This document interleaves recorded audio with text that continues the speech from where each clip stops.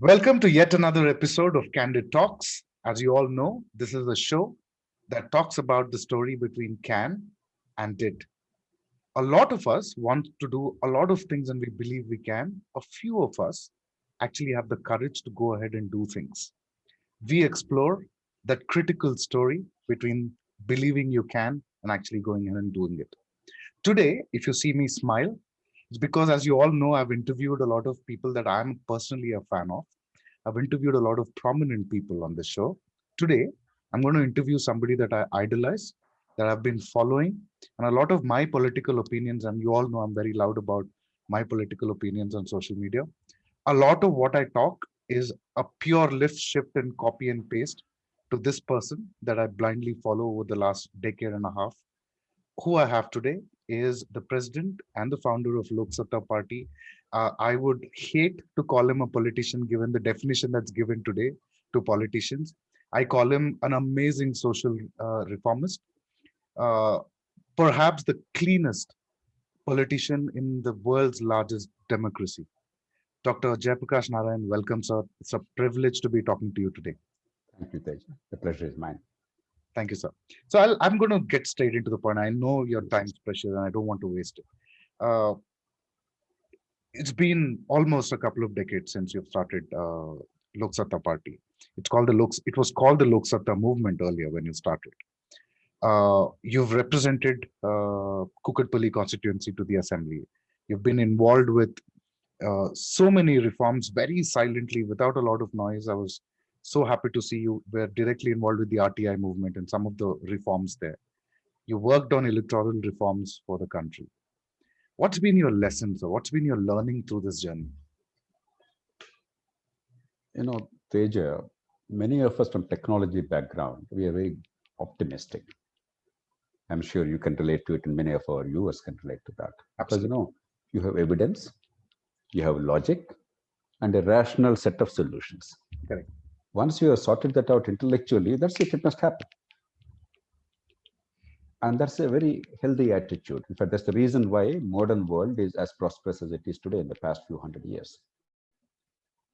If there is one lesson that I have learned in the past 30, 40 years, it is that while it is true, and I founded Lok Satta movement, for instance, in the hope that within a few years' time, 4 or 5 years' time, that was tentatively my time frame, many of the things that we sought would happen. Because after all, these are necessary, these are commonsensical, these are based on the best practices within our own country and rest of the world, and we can see the benefits flowing from them. Therefore, why will they not happen?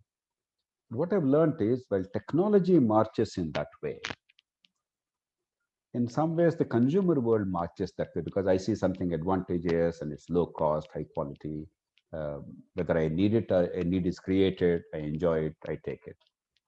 But society and polity do not change that way, not only in India, world over, not only now, but throughout history. Mankind takes time. There are always pioneers who take the step, who see a little ahead of time. But the bulk of the people, they require three conditions. One, just because you say so, just because intellectually it appeals to me, I will not embrace it immediately.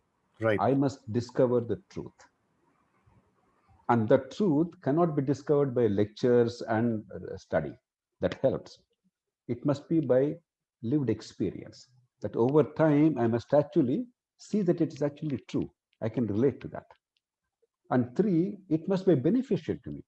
If it's a truth that has no consequence to my life, then I may not particularly be very keen to embrace it. And therefore, history taught us that it takes a little bit of time. But the greatness about humanity is that once we understand and embrace it and see the benefits of it, it's internalized. And then we move from that base. The base now is higher, we move to the next step. So sometimes it takes longer. You must never lose patience. And there are no instant successes. In fact, if you do indeed get an instant success, like a law in place, a beautiful one, but if the people do not own it, or the polity does not own it, then the results will not flow. It will be merely there on paper. I think that's the most important lesson I have learned personally. In fact, listening to you say about this, and you made an important point around, it's just not about lectures, it's just not about reading books, but somewhere it has to marry into an experience, which means you'll have to go out there and do it. Along the way, did you have mentors, JP sir? As in, because I understand IAS officers are usually made to do impeccable work on administration. I, at least this is my personal opinion, I don't think they fare well playing politics, but you do that brilliantly. You balance that act even today. Did you have any mentors in your journey till date? I don't know if I really understand politics or know how to participate in politics, honestly. As you said, the definition varies from time to time and in the Right. context. Uh, but I've always believed, whatever be the capacity as a free citizen, young student, idealistic and anxious about a better India, or a public servant, or a reform movement leader, or for a short time as a political activist, or now again, primarily a reform movement leader, and hopefully uh, somebody who will try to pass the torch on to the next generation so that the long-term goals of India can be fulfilled. Uh, in all this, I think there must be consistency of communication. There must be an overarching framework. You cannot be transactional. You cannot look for today's results and a particular consequence because you desire it. You want to be in a certain position. You want to get a glory. This is all rather childish. I don't know if there's a God, but I'm very fond of one particular saying. It says, God makes great things happen through people who do not care who get the credit. So it's not about Oh, your glory, it's about your worldview. What kind of society you want to see where you can fulfill human potential, eliminate avoidable suffering, and all round make a more harmonious and free and happy world. And what are the ingredients to make that happen? Now, if you are lucky to be able to play some role in that, good. If you are not able to play the role, but let's say Teja is able to play that role, but the outcome is there, it's even better because without you have to work, it's happening because human beings, I believe, fundamentally are lazy, me included. If somebody else does the job, I will happily enjoy the fruits, but right. it must happen. I think once you bring that approach to the table, I think life becomes much better. I can listen to you all day, JP sir, because I've seen so many of your interviews.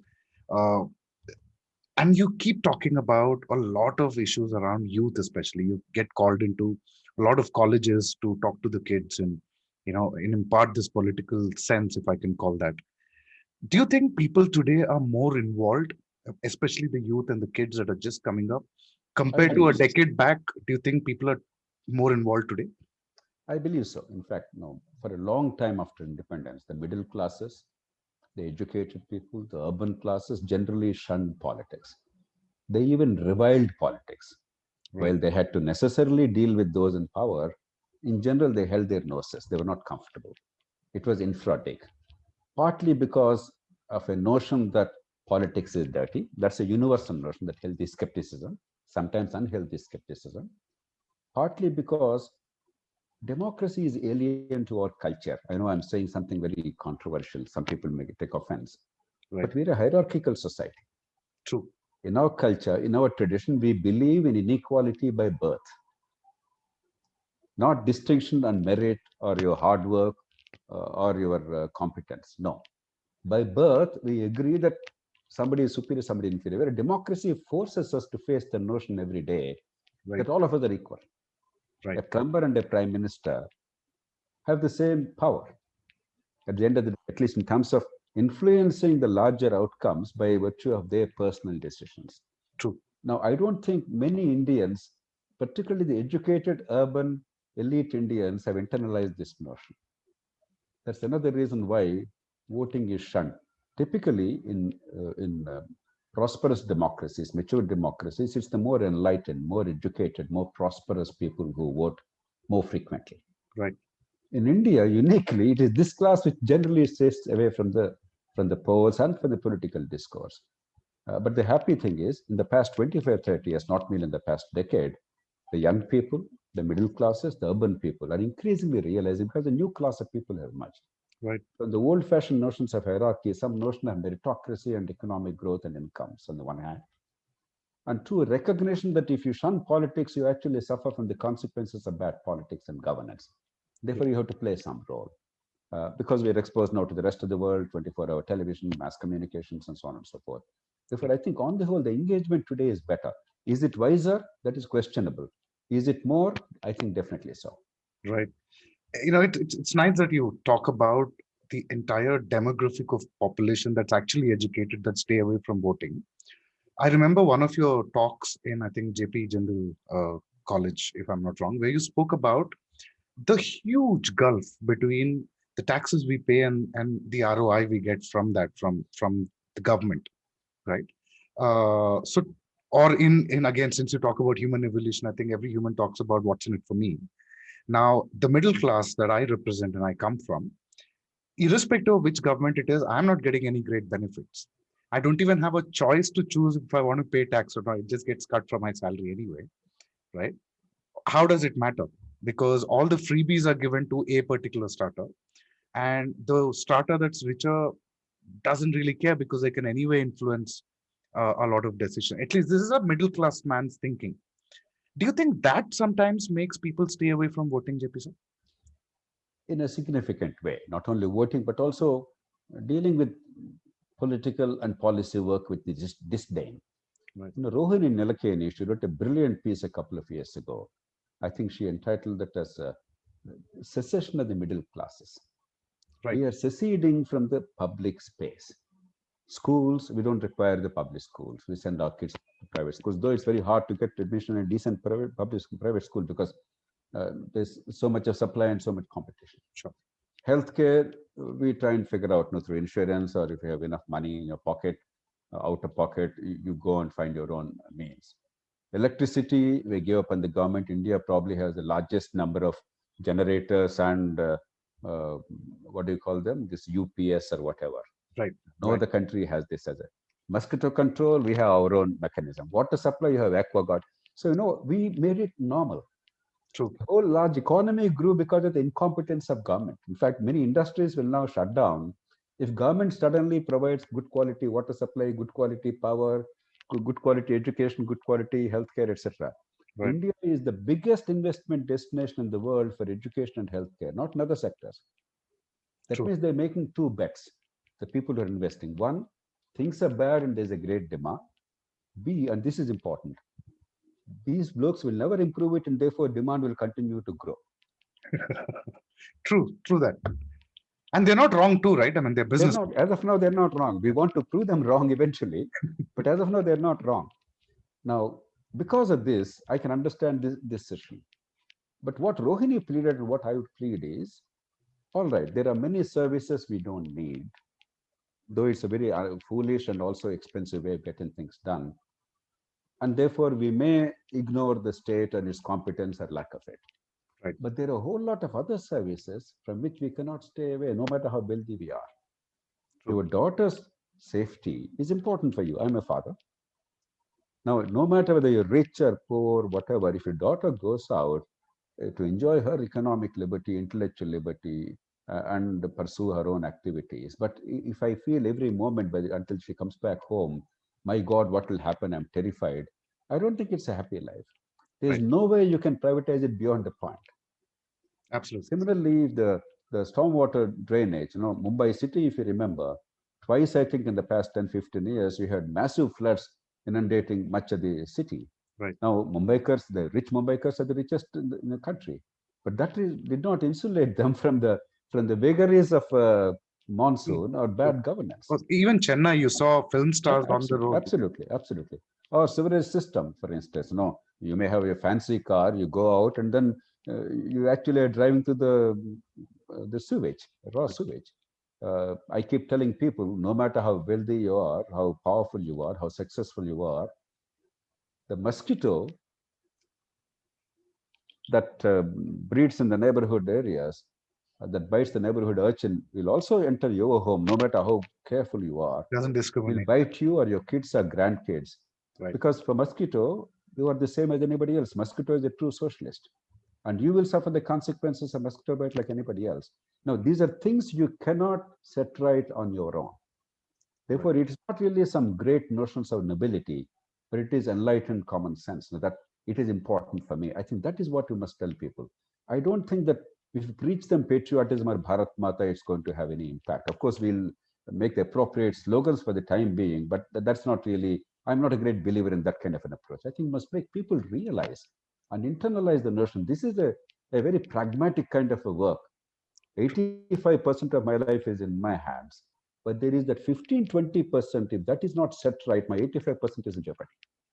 Right. And that is the public domain. I think this message we have not really spread across widely enough.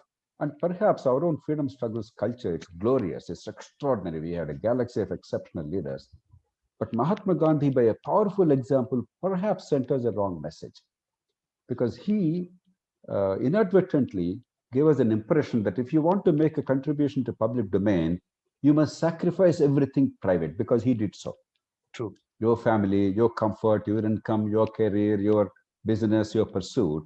And that's a price unsustainable for the bulk of humanity. And it was And also therefore, at a we very came to different time with a different enemy, right? I mean, and therefore we came to the sad conclusion. I can't be a Gandhi, therefore I will ignore all the public domain. Actually, it's not true. What we require is combining your personal goals with public good, because these are not separate. One is necessary for the other. I think that language, and by experience, as we discussed earlier, that institution building to make that language relevant to our lives, if we practice that, I think more people will genuinely participate. absolutely. And I remember you were the first one, at least in my experience, who spoke about electoral politics being very different and to be kept very different to governance. Electoral politics, of course, is to win over hearts, influence people's decisions, but end of the day, good governance is what drives economy, what drives is some. I think I've heard you speak about it somewhere. Now we've had some chief ministers who spoke about governance, who spoke about good governance, but today I see our elections, our politics are driven primarily by cult.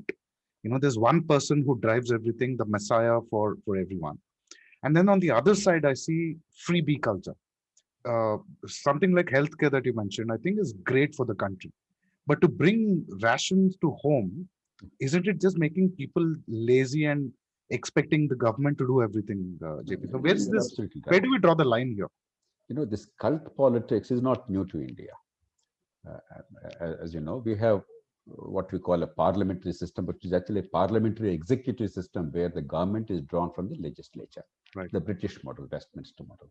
Right. Countries like the US have a direct election of the leader. Therefore, the leader is a symbol of all authority and source of all power, executive power, I'm speaking.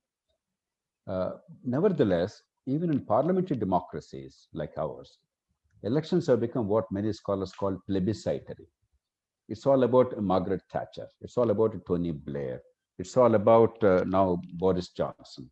And in India, of course, right from Indira Gandhi's days to now Narendra Modi. And at the state level galaxy of leaders, it became personality centric. And I think it's inevitable in this satellite television, modern direct kind of a contact with the public, so on and so forth. But the real problem that we see is that, as you said, the qualities required to get elected are so far apart from the qualities required to deliver for the people after election that the means is not merely a morality question of means and ends. The means are actually destroying the ends in many ways. True. That is when we should actually wake up. It's not a morality question. I would like to re-emphasize.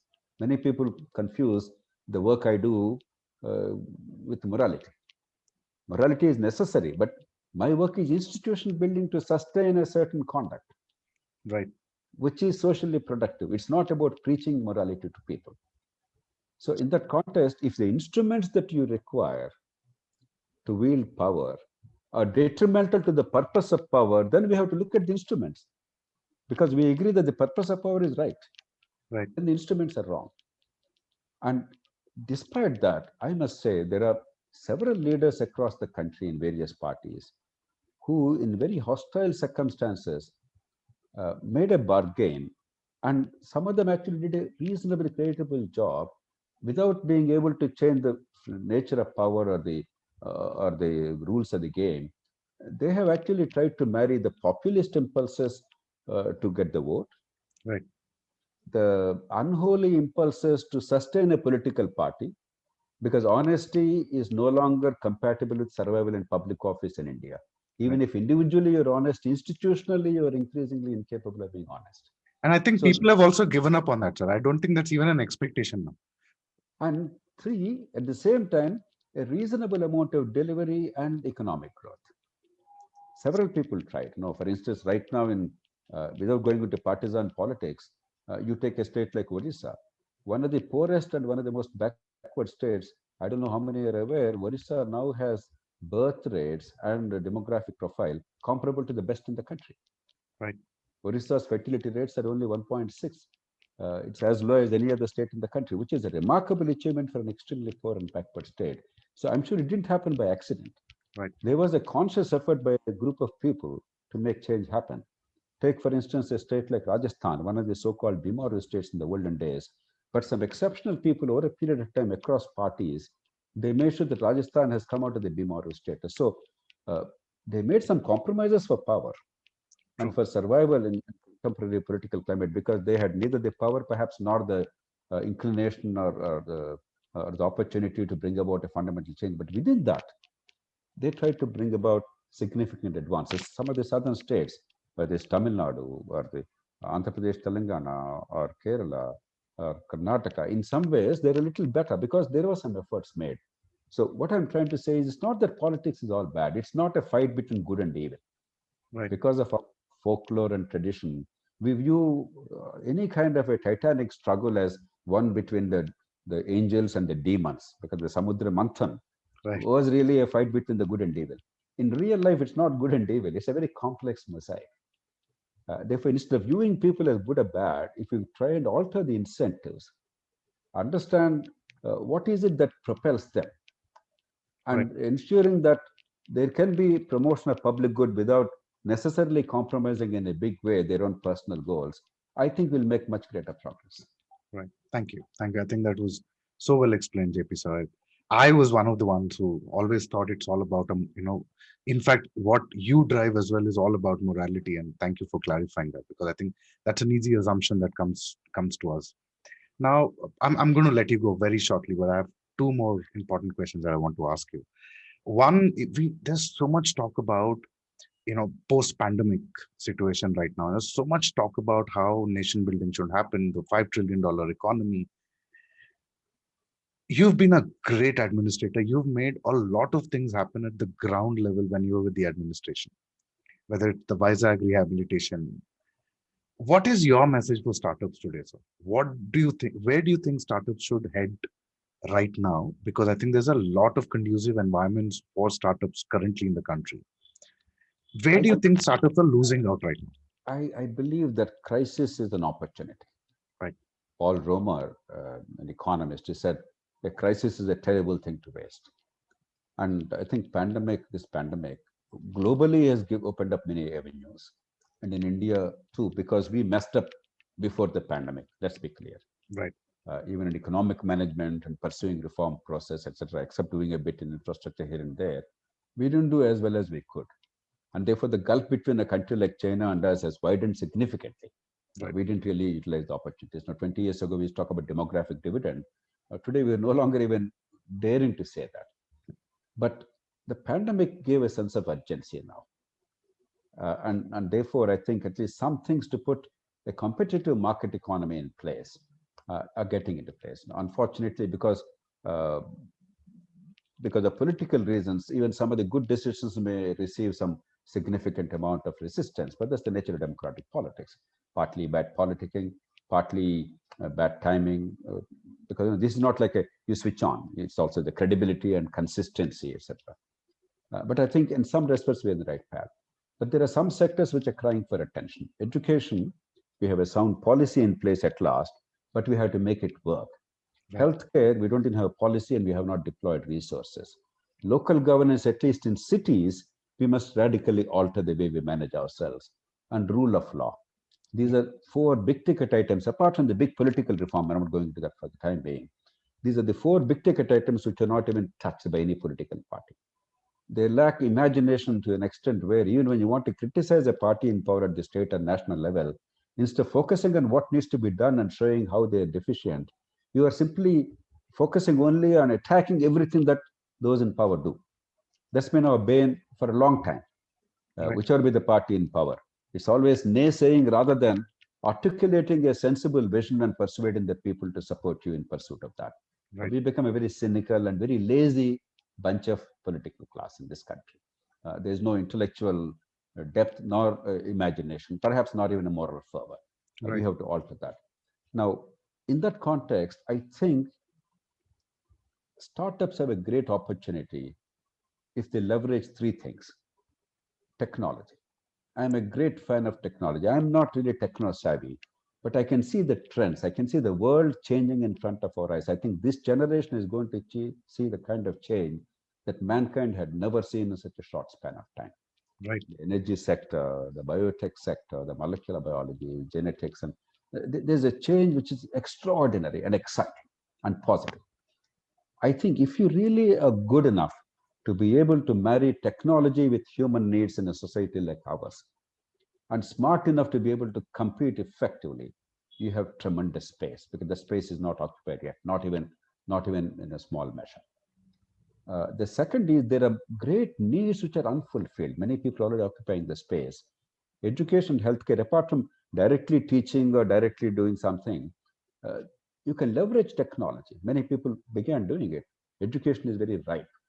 There are 190 million kids in this country. Right. They need better quality education. Only 1% of these kids are getting something equivalent to global quality education. Only 1%. 100%. About 10-15% are little substandard, but 80% have no future at all. No, this simply is not right. And there is hunger, there's demand. I can go on, talk about many other sectors. So if you know how to meet that demand, as you call in Sanskrit, Swamikarya and Swakarya, Right. what's good for the public and what's good for you, that is true economics. That is true market economy. You prosper, but by fulfilling a real need, because there is also a demand. Now, how do you do that in an innovative manner, in a cost-effective manner in Indian conditions is a challenge. Right. That is the second broad approach. The third is, as people like C.K. Prahalada and others talked about, the bottom of the pyramid. Right.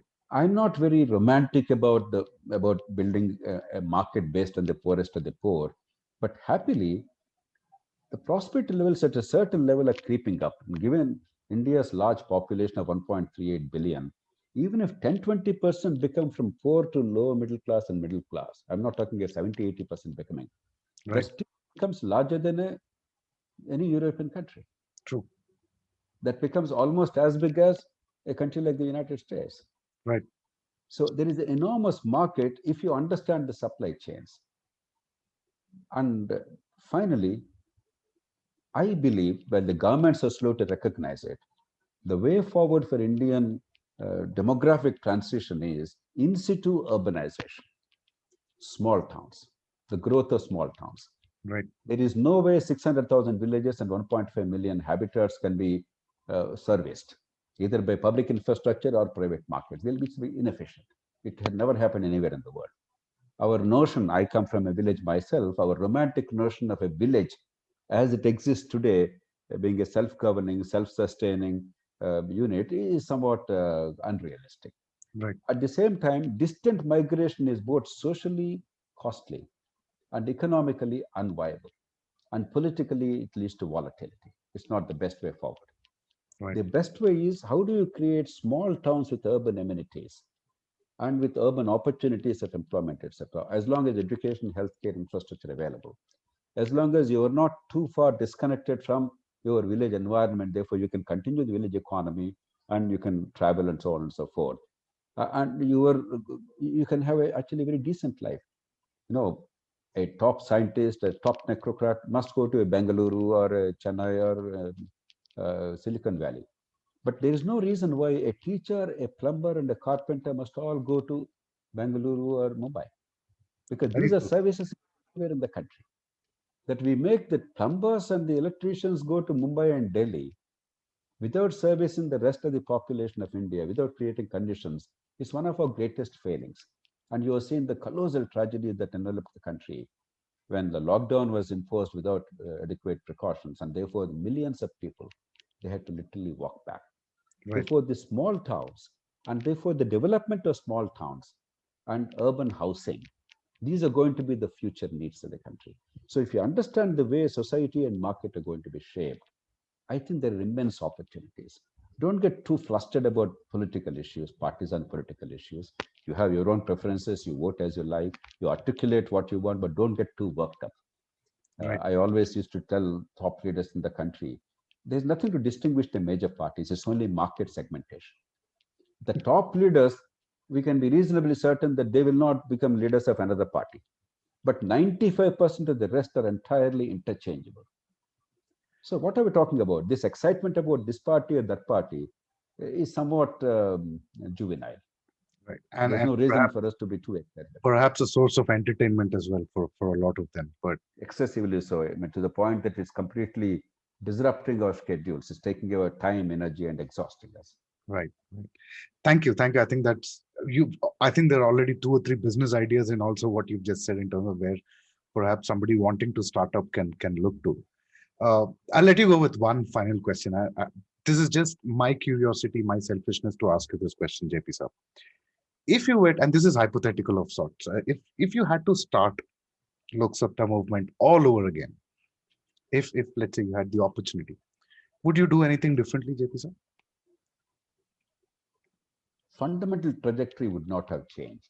Let's me be truthful. Right. But perhaps the location, again, the choice was made consciously, not without knowledge. But I decided not to move to Delhi, despite advice and the recognized need, because I believed that wherever you are is the center of the universe. You must not allow the national capital or the state capital to become dominant in your public space. So, but in a fundamental sense, I would have understood the nature of politics better. I did not. I thought I did, but now I understand better. Right. Two, as I said before, the notion that you can change things in a few years' time because it makes sense and is rational. If I did not have that initially, probably I would have slightly different strategies. I would have prepared the society and the people a little better. But otherwise, this is about a historic transformation. This is not Olympics. If True. it's Olympics, I think it's about your practice, your work, your talent, your personal commitment that matters. Right. But in public space, bringing about change is about persuading millions of people. Each has a mind of her own. Right. They have their own background, their own beliefs, their own experiences. You must respect them. You must understand them. And ultimately, they have the power and the right to make choices. And the collective choice is what ultimately becomes the net outcome for the country. And therefore, no matter how much you desire and how much you believe that it is the right path, it's not yours, it's everybody's. Therefore, you must not view society as a creature. It's not, like a fascist society where you have already conception of a state and people are instrumental. No, people are the ultimate goal. It is their lives. The fullness of their lives is the goal. Everything else is only to make that happen. Right. And then we cannot use people as obstacles. We cannot treat them as obstacles. Therefore, I don't think there is room for significant change except some tactical improvements Right. anywhere in a democracy, anywhere in the world. But you can perhaps be a little more shrewd in dealing with people. You asked a question earlier, I did not address that. Do I have some mentors? Right. One of the things that I always try and propagate, and I should have propagated more, and I'll continue to do more nowadays. I had three mentors, among many others. Now, there are many people whom you never met, but you're influenced by reading, and there are Right. people with whom you encountered personally, in school or in profession or whatever, and you admired them and they taught you a lot. But there are three Indians whom I admired. And it was my good fortune that I became a great friend of all three. And it's my good fortune that in all these three areas, because of their influence, I could make some contribution at the national level in this country. One of them is Varghese Kurian. The reason why I'm mentioning these names is we don't celebrate our heroes. We Absolutely. don't even know who our true heroes are. We Absolutely. always think of some strange thing. There are exceptional heroes in our country. Varghese Kurian, what he did was extraordinary. The cooperative milk cooperatives and that movement and the mode of organization, empowering people and making results happen. The second is Sharad Joshi. In agriculture, he taught us really what matters from the traditional notions of state support and mendicancy to how markets will work and how farmers can be fiercely free and proud and yet can deliver for themselves and as society. He taught and fought for a lifetime. And only now, well after his passing, we are beginning to see the changes. And there's resistance because the intended beneficiaries don't even know what is in their best interest. Right. And that's one of the great challenges in a democracy. I'll come to that maybe a little later. The third is Rajnikant Aroli, an exceptional doctor, he and his wife Mabel Aroli. They built a very viable healthcare delivery system almost 60 years ago in Maharashtra, Jamkhed. Absolutely. Very well qualified, well educated in India and abroad. They came back and they built a viable model. When I first visited them 40 plus years ago, my dream was that what they uh, already demonstrated as viable would happen within the next 10 days, at least in 90% of India. But 50, 60 years later, it only spread to a few hundred villages. It's a disgrace. Our Right. problem is not that we don't know the solutions. Our problem is our incapacity to replicate on a mass scale, to institutionalize. Right. And unless we really get the best from our great innovators, the three of them, for instance, I mentioned, I don't think that we'll really prosper in the long run. We already have enough knowledge of what needs to be done. We must build institutional capability to make it happen for the bulk of the people, not merely on a pilot basis to a small group of people, but to the bulk of the people. Uh, I truly believe that a lot more change can happen in India. We can accelerate it if we understand our own self-interest as politicians, as media people, as people in general, and the larger public. But these are not disconnected things. These are actually integrated whole. And I think that's what these great people taught us. So I've been inspired by a lot of people myself, JP sir, and even spiritually, mythologically. I've always heard people, the gurus and the mentors and the coaches always say, look, we can only do that much, but the actual action has to be taken by the person who wants that change. What these leaders can do is influence your thought process and make you more conscious about your decisions. You have done that to so many of us, JP sir, in terms of every time we go press that button, right? You've inculcated that little bit of conscience or conscious decision to say, am I voting for the right person? And like you always say, it's perhaps just that 1% of the population that needs to think differently, come back and vote, which is their right. And probably we've already made a difference to the nation otherwise. Thank you so much for your time today. And thank you for remembering that question about the mentors. I just didn't have the courage to stop you and ask you that question at that time. But thank you so much for your time, JP. So God bless you with more strength to go make a difference to a lot of us who look up to you, to look to you to get those lessons from you as well. So thank you. Thank you, And Teja. hopefully I'll get to meet All I you can soon. say is I've enjoyed the conversation. I would like everybody to remember we live in a wonderful world. This is the best of all possible worlds, and we're in an extraordinary time. Right. While there are some things wrong, let's not focus too much only on politics or something. Politics is one important area, public space, economy, technology, attitudes of society. There are so many levers have changed. On the whole, I think we are in the positive trajectory. There's a lot more to be done, but let's not do it from a position of weakness and despair, but from optimism and courage. I wish you all the very best. Thank you. Thank you, sir. Thank you as well.